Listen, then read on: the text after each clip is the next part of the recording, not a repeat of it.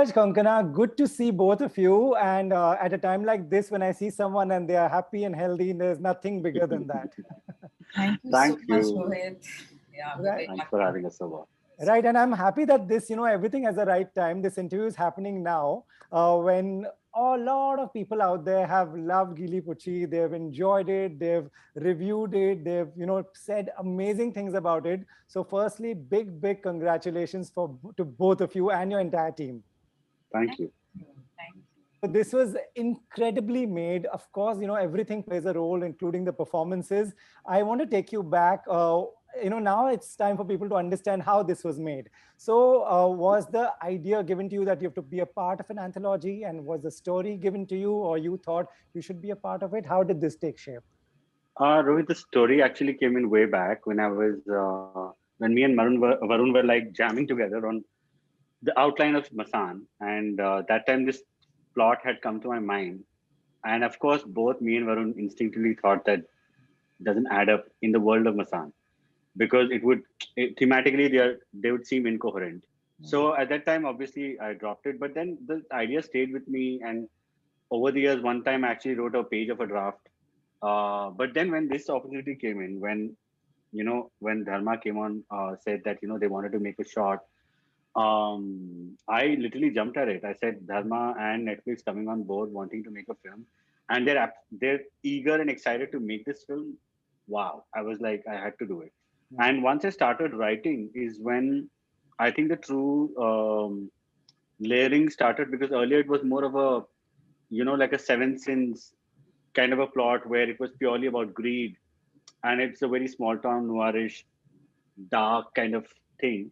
But then I completely changed it to a point where it felt that that the whole idea of intersectionality bringing in was very key to me. I mean, there are two things that I really wanted to attempt with this. Is one is to humanize and contextualize what we cancel. We cancel bigots, we can't cancel casteist people, we cancel so many out there, but just stereotyping as them as being this villain with their, by presenting them as, okay, here's a person, he's a villain, hate him, like how we hate Gabbar.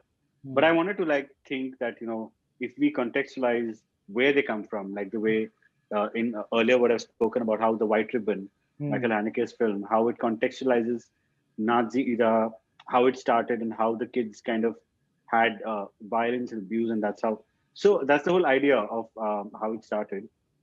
Secondly, about intersectionality, um, what I've what I've been attempting to do with this one is that I fundamentally feel that no subaltern is a monolith. It kind of crisscrosses with a lot of other identities and other marginalizations that we experience in real life, Right. and to see it interplay with each other, fight off with each other, find harmony with each other. That was the whole idea of doing this, writing this. Right, right. Konkana, terrific performance. Me praising your performance is nothing new. It may be awkward for you to every time hear praises like that to your face, but I'm so but happy. Thank you. you completely transformed. I'm going to come to that in a bit. But what I want to ask you, since Neeraj was talking about it, what did it look like on paper when you read your part? Like imagining what you played came much later. What was it like on paper? I remember that just sometime before we got on board to do this film, we were actually discussing another anthology, which also had a Dalit character as a protagonist. So Neeraj and I were kind of vaguely talking about that, though for whatever reason that didn't work out. So actually when Neeraj, you called me again, I thought initially that it's that particular short story that you're doing. Yeah. And then he said, no, this is a little different. And Neeraj and Sumit Saxena had written this, and I read it and I immediately loved it. Okay.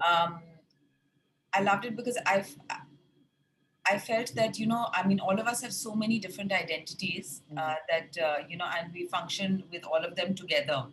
Like I say always that I am an actress, I'm a Bengali, I'm a mother, I'm an Indian, I'm an atheist, but often in a film we pick up only one thread or one identity, and here we are actually working because all of us are complex human beings with many different threads. Right. So in this one, actually, it's almost like, I mean, it's crafted so well. It's a revenge story, but it just has all these layers, so where we can understand, and contextualize the characters and understand where this comes from. It's not just a revenge story in a way. Why that revenge happens? What are the circumstances out of which those urges or those feelings are born?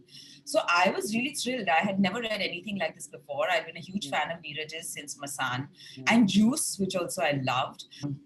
I was very excited to work on this film. Just to address this straight off that, I mean, Neeraj and I did have that conversation about, about having a Dalit queer actor playing this part. And we had some, limitations with that. It was not so easy to go ahead with that. What helped is that Neeraj himself is a Dalit filmmaker and he has come out as one. We had a lot of Dalit and queer voices within our crew. To make it as authentic as possible and to give voice to these communities that we're hoping to represent. And hopefully by making these stories mainstream, one can get to a point where we can actually cast, people from these specific communities going forward. Amazing. That's absolutely right. It's at least going in the right direction. Konkana, coming to the look and the body language and the way you carried this, what all played a role in that? That's really important for just actors to watch and understand. Yeah, so I think that a few things really helped. One is that Neeraj had recommended a couple of things to me which really helped me. One was a fantastic book called Coming Out as Dalit by Yashika Dutt, which is a fantastic book. It recently won an award, and I recommend everybody really read it because so many times we're from such privileged backgrounds that we're cast blind in the way that Priya is, and we don't really realize because we've not personally had that experience. And often, we look at Dalit problems as, just, like we might know about Safai Karmachari Andolan, and sanitation workers and problems of that kind, but we don't see like Dalit problems which are of like regular middle class people in the sense of trying to get an education and what are the obstacles in everyday life. So that really helped me coming out as Dalit. And also Neeraj recommended, a film called Kislovsky's Three Colors Blue, which I had seen ages back, but I loved that. I loved Juliette Binoche in any case, and I loved that performance. That really helped me. What hugely, I think, was an inspiration for me was a film called Below Her Mouth. The name of the actress in that is Erica Linder. She's Richie Phoenix on Instagram. She's an absolutely fantastic Canadian model and actress.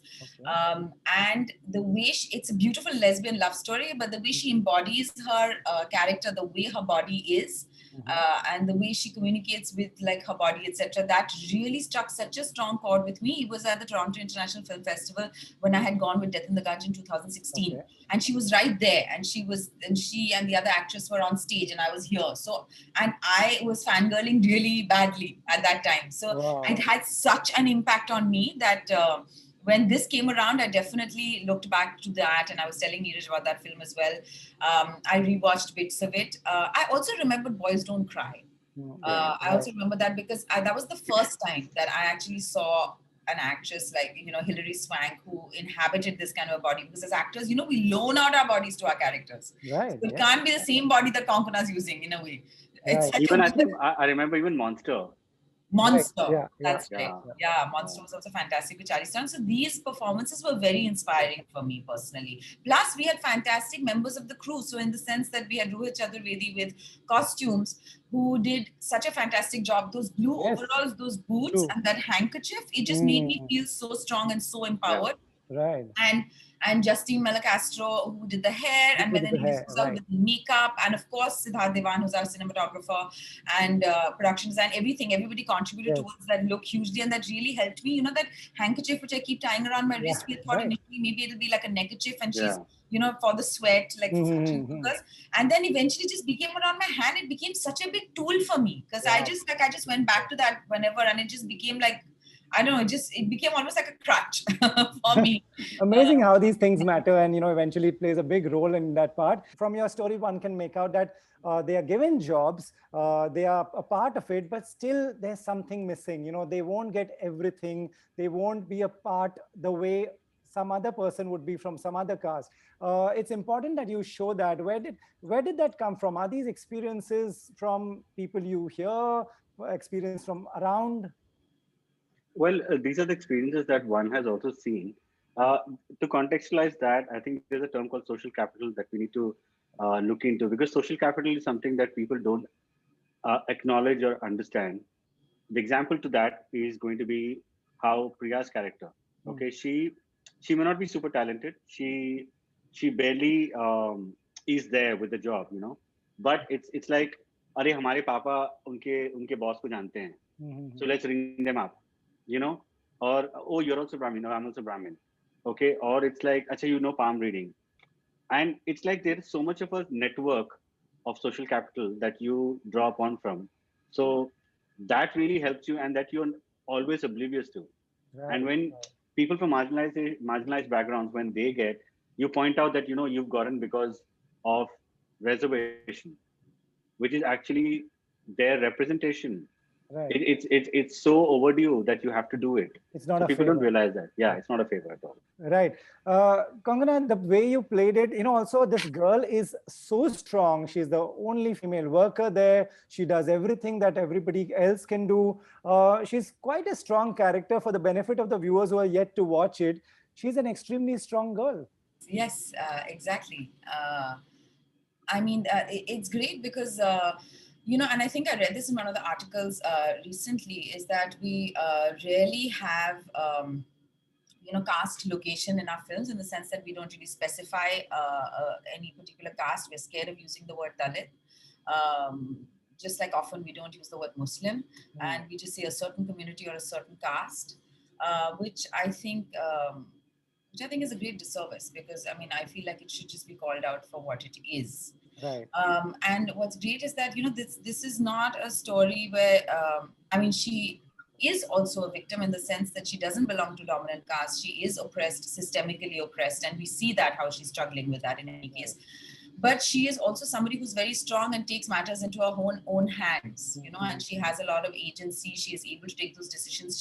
So you are not feeling pity for her. You are not, it's not about saving her or feeling bad for her only. The problem is, many times that when we are looking at caste issues, I think that we only see it in terms of like when there is an intercaste love affair, or when there's a Brahmin savior, or if there is where the Dalit person is a victim of some heinous Atrocity narrative. Right. Right. exactly. Yeah. So here it's not that, which is so amazing, because there's so much power in Bharti. There's so much Yes, power within Bharti Mondal, which she is often unable to express through certain conventional channels. Right. But because of Neeraj's gaze and the way Neeraj and Sumit have written this, you see all her power, you see her strength, and I was really grateful to be able to get a role where one can actually bring that out. Right. Neeraj, this caste is one part of it. Also, not sugarcoating female friendship like it is in